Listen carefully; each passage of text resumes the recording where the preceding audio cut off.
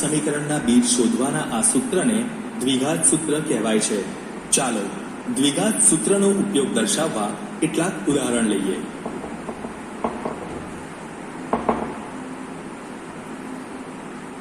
ઉદાહરણ સ્વાધ્યાય 4.1 ના પ્રશ્ન 2.1 ને દ્વિઘાત સૂત્રનો ઉપયોગ કરીને ઉકેલો. ઉકેલ: ધારો કે ખંડની પહોળાઈ x મીટર છે, આથી લંબાઈ 2x + 1 મીટર થાય. હવે આપણને આપેલ છે કે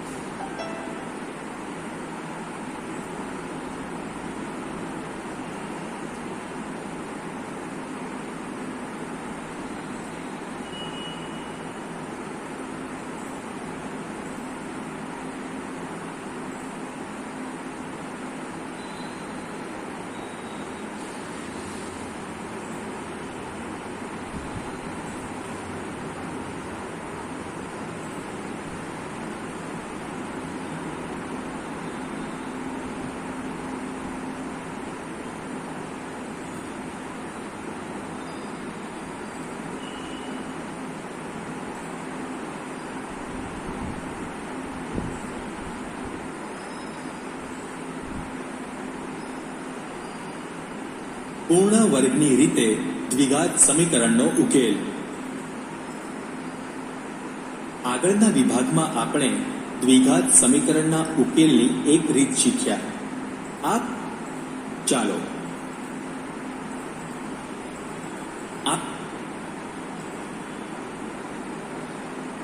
ઉદાહરણ: બે ક્રમિક અયુગ્મ ધનપૂર્ણાંક સંખ્યાઓના વર્ગોનો સરવાળો 290 હોય તો બંને સંખ્યાઓ શોધો. ઉકેલ: ધારો કે બે ક્રમિક અયુગ્મ ધનપૂર્ણાંક સંખ્યાઓ પૈકી નાની સંખ્યા x છે, આથી બીજી સંખ્યા x + 2 થાય. આપેલ પ્રશ્ન મુજબ x² + x + 2² = 290. માટે x² + x² + 4x + 4 = 290. માટે 2x² + 4x - 286 = 0. માટે x² + 2x - 183 ખૂબ સારી રીતે જોઈ ગયેલા છે, ભણી ગયેલા છે સમીકરણ છે. એટલે આપણે ખ્યાલ આવી જાય છે ઉપયોગ કે આપણે -2 દ્વિઘાત સમીકરણનો પૂર્ણ વર્ગની રીતે ઉકેલ મેળવવો એની વાત છે આખી. તો દ્વિઘાત સમીકરણનો પૂર્ણ વર્ગની રીતે ઉકેલ કેમ શોધવો આપણે એ જોશું. આપણે ખાસ મહત્વની વાત એ છે કે અહીંયા બે ક્રમિક સંખ્યાઓ આપેલી છે અને આ બે ક્રમિક સંખ્યાઓ નો x ધન અયુગ્મ સંખ્યા આપેલ છે. માટે x is not આપણે જોઈ લઈએ. આ એક્ઝામ્પલ ખૂબ સરસ છે.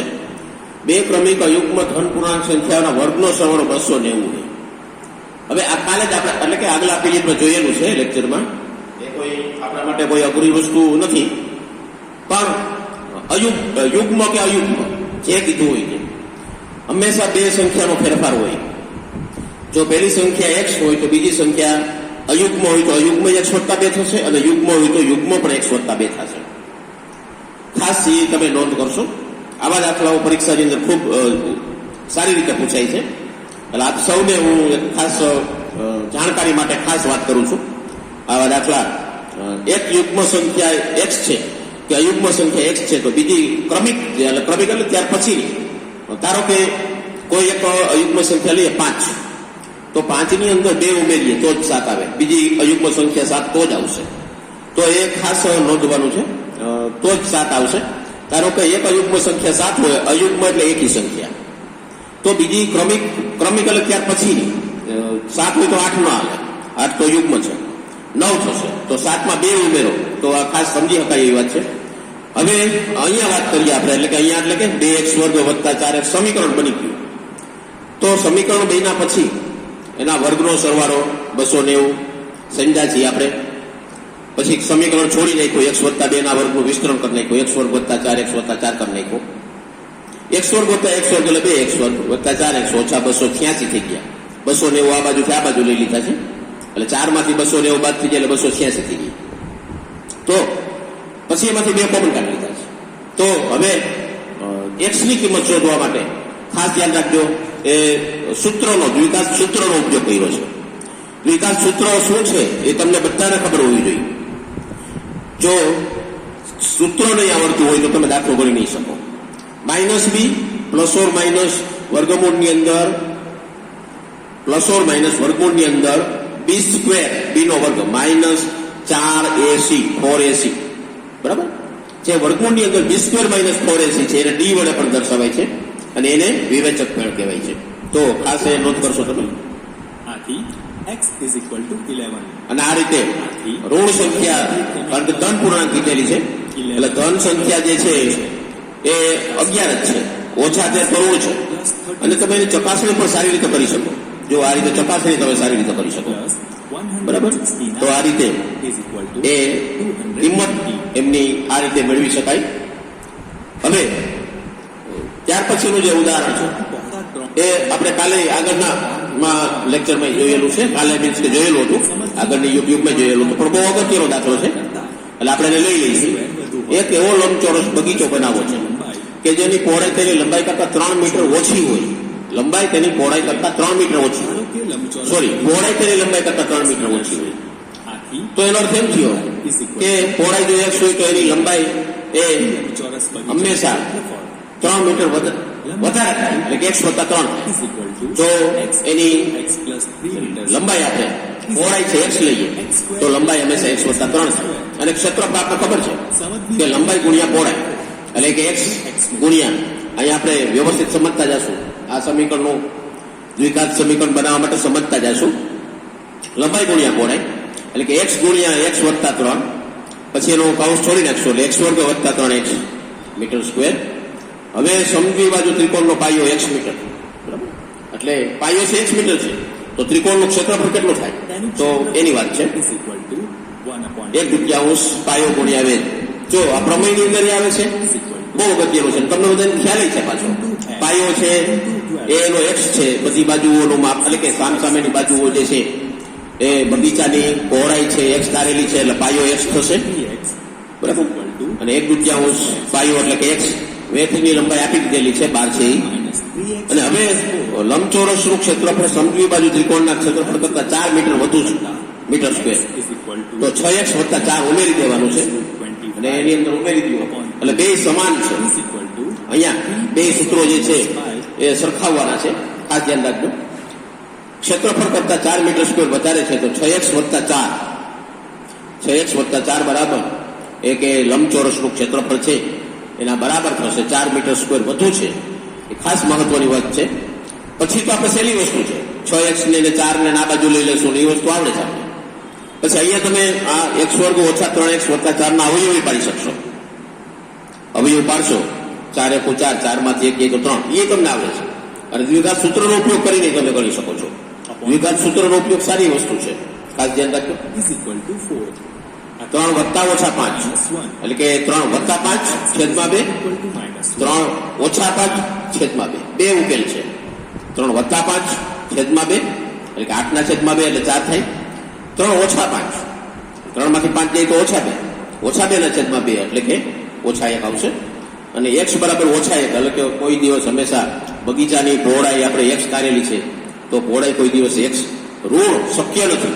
માટે એમની બગીચાની જે પહોળાઈ છે એ હંમેશા 4 જવાબ આવ્યો છે તો 4 મીટર. જો ધારણા કરેલી છે મીટરમાં, કારણ કે અહીંયા આપણે આપેલું છે મીટર, 3 મીટર, 12 મીટર એવું આપેલું છે. તો ચકાસણી કરી શકીએ આપણે. લંબચોરસ બગીચાનું ક્ષેત્રફળ લંબાઈ ગુણ્યા પહોળાઈ 28 મીટર સ્ક્વેર આવ્યું. ત્રિકોણાકાર બગીચાનું ક્ષેત્રફળ 1/2 પાયો ગુણ્યા વેધ 12 ગુણ્યા 2 બરાબર 24. અને 28 માંથી 4 બાદ કરો તો 4 એ વધારે જ છે, આપણે તરત જ ખ્યાલ આવી જાય. તો આ રીતે દાખલાઓ તમે ગણો ત્યારે ખાસ તમે આ એક દાખલો છે is equal to કાલે પણ આપણે આની આગળ વાત કરેલી હતી. A is equal to હવે સરખાવવાનું છે. B is સૌ પ્રથમ minus 5. દ્વિઘાત સમીકરણ સાથે આવા દાખલા આવશે જ પરીક્ષાની અંદર. મોસ્ટ ટાઈમથી છે દાખલો પરીક્ષાની અંદર, આવા દાખલાઓ પરીક્ષામાં પૂછાશે.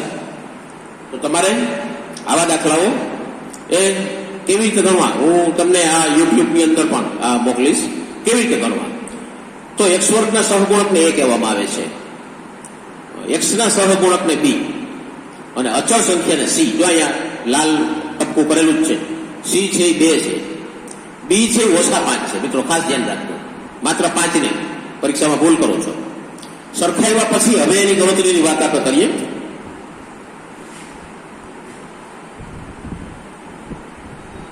દ્વિઘાત સૂત્રનો ઉપયોગ કરતા દ્વિઘાત સૂત્રનો ઉપયોગ બી વર્ગ ઓછા 4ac પેલા શોધી લ્યો, જેને વિવેચક પણ કહેવાય છે. બી વર્ગ એટલે -5 નો વર્ગ, -4 ગુણ્યા a એટલે 3 ગુણ્યા 2. -5 નો વર્ગ 25 થશે, 4 તેરી બાદ 24 થશે.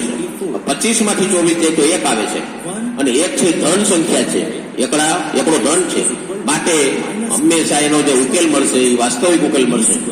બરાબર. જો ધન સંખ્યા હોય તો જ બી વર્ગ ઓછા 4ac હંમેશા એનું વર્ગમૂળ કરતું હોવું જોઈએ.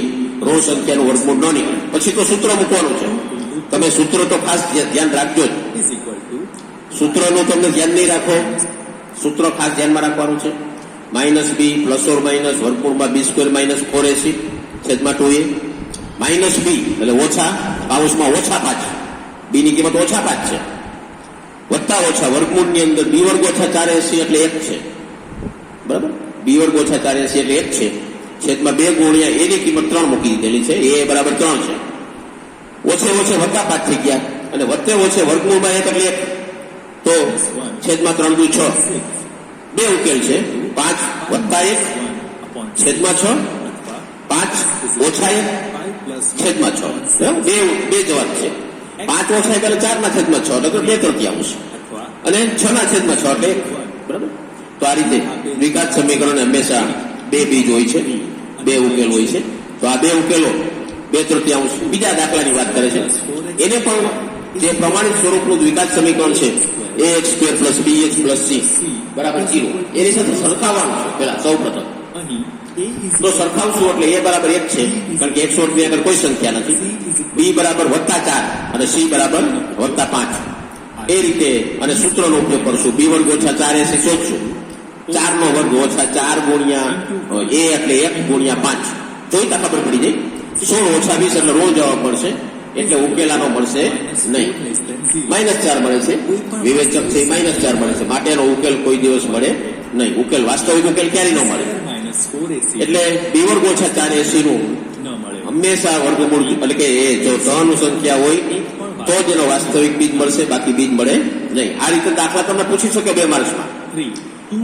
2x વર્ગ, ત્યાર પછી ત્રીજો દાખલો છે -2 વર્ગમૂળ 2x વત્તા 1 બરાબર 0 ને ax વર્ગ + bx + c સાથે સરખાવશું આપણે. બરાબર 0 સમીકરણ છે વ્યાપક સ્વરૂપનું. ax વર્ગ વત્તા bx વત્તા c બરાબર 0. તો એમાં જુઓ x નો સહગુણક શું છે? -2 વર્ગમૂળ 2. c છે 1 છે વત્તા 1 અચળ સંખ્યા. અને દ્વિઘાત સૂત્રનો ઉપયોગ કરશું. સૌ પ્રથમ વિવેચક શોધવાનો છે. b વર્ગ ઓછા 4ac બરાબર b વર્ગ એટલે 2 ઓછા 2 વર્ગમૂળ 2 નો વર્ગ ઓછા 4 ગુણ્યા 2 ગુણ્યા 1 એટલે 8 ઓછા 8 એટલે 0. એનો ઉકેલ મળે, ખાસ ધ્યાન રાખજો. ઋણ સંખ્યા જો હોય તો જ નહીં ઉકેલ મળે, બાકી ઉકેલ મળશે. તો દ્વિઘાત સૂત્રનો ઉપયોગ કરેલો છે અહીંયા, અને પેલા વેલા એ ઉકેલનું બીજનું સૂત્ર મૂકવાનું. -b વત્તા ઓછા વર્ગમૂળમાં b વર્ગ ઓછા 4ac છેદમાં 2a. પછી કિંમત મૂકશું. ઓછા b ની કિંમત મૂકી, વર્ગમૂળમાં b² - 4ac ની કિંમત મૂકેલી છે આપણે 0 છે, છેદમાં 2 ગુણ્યા 2 છે. તો 2 વર્ગમૂળ 2 વત્તા ઓછા 0 વત્તા 0 આવશે, અને ઓછા 0 આવશે. તો 2 વર્ગમૂળ 2 વત્તા 0 એટલે 2 વર્ગમૂળ 2 થશે, છેદમાં 4. 2 વર્ગમૂળ 2 છેદમાં 4, 2 સરખાવું બીજ આવશે. હવે અહીંયા ખાસ ધ્યાન રાખવું, અહીંયા તમારે સમજવાનું એ છે કે 2 વર્ગમૂળ 2 / 4, જો છેલ્લે જે જવાબ આવ્યો છે 2 વર્ગમૂળ 2 / 4, 2 સરખા છે. તમને એમ થાય છેદ તો ઉડી ગયા, 2 1 2 2 2 4 એટલે વર્ગમૂળ 2 / 2. ખાસ ધ્યાન રાખજો, વર્ગમૂળ 2 / 2 જે છે 2 છે એ વર્ગમૂળ 2 ગુણ્યા વર્ગમૂળ 2 વખત લખ્યા છે. ફરી વખત 2 વર્ગમૂળ 2 / 4 છે, અને જો ખ્યાલ ન આવે તો તમે એની નોટ કરી લેશો નોટબુકની અંદર. ખાસ નોટબુકમાં નોંધ કરી લેશો. જ્યારે તમે સ્કૂલ ખોલો અથવા પ્રોબ્લેમ સોલ્યુશન કરવાનું આવે ત્યારે તમારે સમજી લેવાનું છે. 2 વર્ગમૂળ 2/4 એટલે 2 છેદ ઉડી જશે એટલે વર્ગમૂળ 2/2 આવશે જવાબ. વર્ગમૂળ 2/2 છેદમાં જે બગડો છે એ બગડો વર્ગમૂળ 2 ગુણ્યા વર્ગમૂળ 2 વખત છે. તો એક વખત વર્ગમૂળ 2 ઉડી જશે એટલે 1/છેદમાં વર્ગમૂળ 2 રહેશે અને બે જવાબ સરખા છે એટલે ખાસ તમે એની નોંધ લેશો. 1/√2 અને એના બે બીજ સમાન બીજ મળે છે. સમાન બીજ ક્યારે મળે નોંધ કરજો. જો વિવેચક એટલે કે વર્ગમૂળ b² - 4ac ની કિંમત શૂન્ય આવે તો જ હંમેશા એનો ઉકેલ શૂન્ય મળે. એ ખાસ ધ્યાન રાખજો. ઉકેલ બીજ શોધવાનું છે તો સૌ પ્રથમ આવો દાખલો પૂછાય ને ત્યારે શું કરવું જુઓ. અહીંયા તો આપણે ચોકડી ગુણાકાર કરશું, ગુણાકાર કરી લેશું. x² + 1 બરાબર લસા લઈ લીધેલો છે. છેદમાં x આવશે સામે યોગ્ય છે તો ઘણાને ખ્યાલ નથી આવતો. અહીંયા x ગુણ્યા x x² થયો છે વત્તા 1 છેદમાં x છે. બધાયના છેદમાં x, 1/છેદમાં x નહીં માત્ર x² + 1 આખો લીટો લાંબો કરવાનો છે અને છેદમાં x અને છેદમાંથી x છે ને સામે હવે જઈ શકે એટલે 3x થયો છે. તો એ ખાસ ધ્યાન રાખજો ગોટાળો ન થાય. = 0. હવે આનો બીજ દ્વિઘાત સમીકરણ છે જ કારણ કે મોટામાં મોટી ઘાત 2 છે. પ્લસ b x² નો સહગુણક છે એ શૂન્ય નથી. ટૂંકમાં મોટામાં મોટી ઘાત 2 છે. હવે આપણે એને સરખાવીએ એટલે a બરાબર 1 છે, b બરાબર -3 છે અને c બરાબર જો લાલથી દર્શાવે છે તમે ટપકું કરીને દ્વિઘાત સૂત્રનો આપણે ઉપયોગ કરશું. b² - 4ac સૌ પ્રથમ શોધી લેવાનું એટલે -3 નો વર્ગ -4 ગુણ્યા 1 અને ગુણ્યા 1 -3 નો વર્ગ 9 થઈ જશે. 9 - 4 એટલે કે 5. 3 સંખ્યા છે 5 છે અને 3 સંખ્યાઓ એટલે હંમેશા એના બીજ મળશે.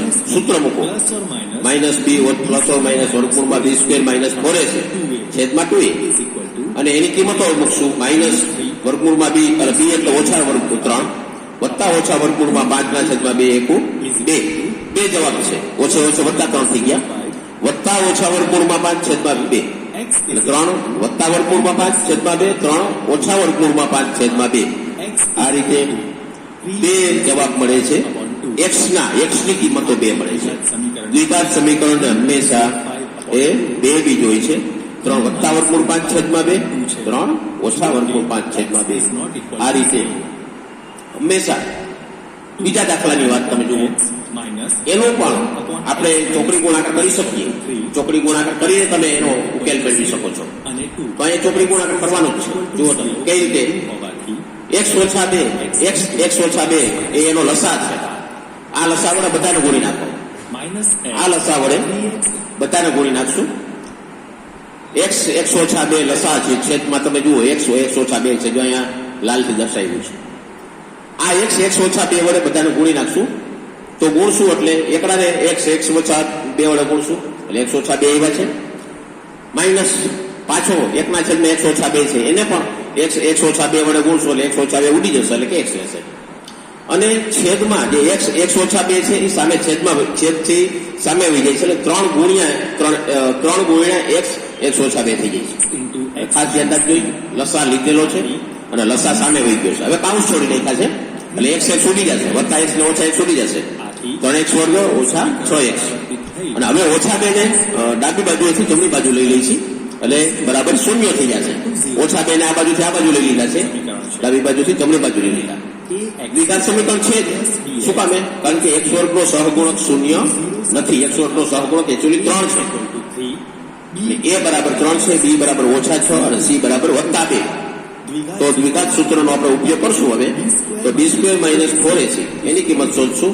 b² - 6 નો વર્ગ -4 × 3 × 2 બરાબર અને 36 - 24 અને જે આવે છે જવાબ આવે છે 12 અને 3 સંખ્યા છે ગ્રેટર ધેન 0 છે માટેનો બીજ મળશે ઉકેલ મળશે. જો ઋણ હોત તો ઉકેલ ન મળે. તો સૌ પ્રથમ આપણે સૂત્ર લખશું. મોસ્ટ IMP છે. સૂત્ર લખ્યા પછી જ આપણે કિંમત મળી શકશે. -b વત્તા ઓછા વર્ગમૂળમાં b² - 4ac છેદમાં 2a સૂત્ર મોસ્ટ IMP છે. ખાસ ધ્યાન રાખજો બરાબર. હવે કિંમતો મૂકવાની છે. હવે b એટલે ઓછા 6 છે વત્તા ઓછા વર્ગમૂળમાં b² - 4ac 12 છે અને 3 × 2 = 6 બરાબર એ રીતે છેદમાં. હવે અહીંયા પણ is equal જે to કોમન નીકળે છે કોમન કાઢવાની વાત છે. 4 એટલા માટે લીધો છે કે 4 નું વર્ગમૂળ 2 થઈ ગયું છે. અહીં ખાસ નોંધ કરશો 4 જે લીધો છે 4 ગુણ્યા 3 12 લીખાતા એને બદલે 4 ગુણ્યા 3 લીખા તો 4 નું વર્ગમૂળ 2 થઈ ગયું છે અને વર્ગમૂળની અંદર 3 એમને રાખ્યો છે. ખાસ ધ્યાન રાખજો. અહીંયા મિત્રો ખાસ ધ્યાન રાખજો 6 6 ઉડી નહીં જાય હો. એ ખાસ ધ્યાન રાખજો. તમે ઘણા બધા વિદ્યાર્થીઓ એવી મોટી ભૂલ કરે છે 6 6 ઉડી ગયા ઉડે નહીં બરાબર. એટલે આગળ x is equal to 2 જવાબ મળશે. 3 વત્તા 2 કોમન નીકળી ગયા અને 2 3 દુ 6 છેદ સાથે ઉડી ગયા છે. અંશમાંથી 2 કોમન નીકળ્યા છે અને છેદ સાથે ઉડી ગયા છે.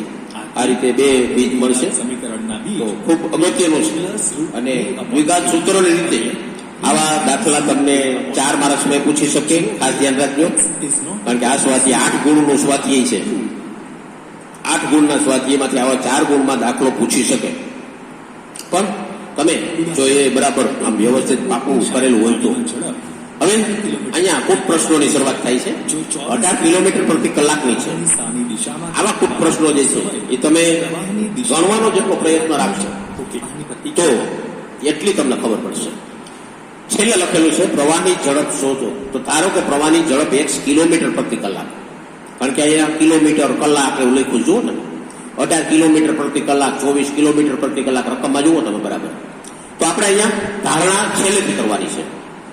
હવે ઝડપ બરાબર આપણે ખબર છે અંતર ભાગ્યા સમય.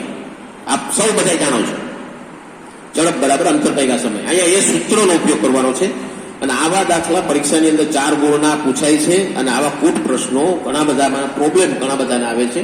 લાગશે તો ખાસ તમે કેવી રીતે જો હું સમજાવું છું. સાની બાજુ જતા સામેની બાજુ જતા મોટરબોટની ઝડપ એટલે પ્રવાહની સામેની બાજુ જશે ત્યારે કપાશે. કિલોમીટર પ્રતિ ખાસ ધ્યાન રાખજો. અને જો મોટરબોટ છે એ પ્રવાહની વિરુદ્ધ દિશામાં જાય તો જેમ સાયકલની ઝડપ હોય આપણે એને સામા પવને જતા હોય તો પવનની જેટલી ઝડપ હોય એટલી આપણી સાયકલની ઝડપ ઘટાડી નાખે. આપણી સાયકલની ઝડપ ઘટી જાય. શું કામે? આપણી સાયકલ ભલે ગમે એટલી ઝડપથી હાલતી હોય પણ સામેના પ્રવાહે જેટલી ઝડપ આવતી હોય પવનની એટલી આપણી ઝડપ કટ પર નાખે એટલે માઇનસ થઈ જાય. મોટરબોટની તો તમે જુઓ ઝડપ is equal to મોટરબોટની ઝડપ x કિલોમીટર પ્રવાહી દિશામાં હશે. 18 વત્તા x પેલી 18 ઓછા x સમય હવે સમજવાનું છે પ્રવાહની સામેની બાજુએ જતા સમય અંતર ભાગ્યા ઝડપ. ઝડપ બરાબર અંતર ભાગ્યા સમય. તો સમય બરાબર અંતરના છેદમાં ઝડપ પ્રવાહની બરાબર. દિશામાં 24 ના છેદમાં 18 ઓછા x પ્રવાહની વિરુદ્ધ દિશામાં જતા પ્લસ x લાગતો સમય. પ્રવાહની દિશામાં જતા લાગતો સમય આ મહત્વનું છે.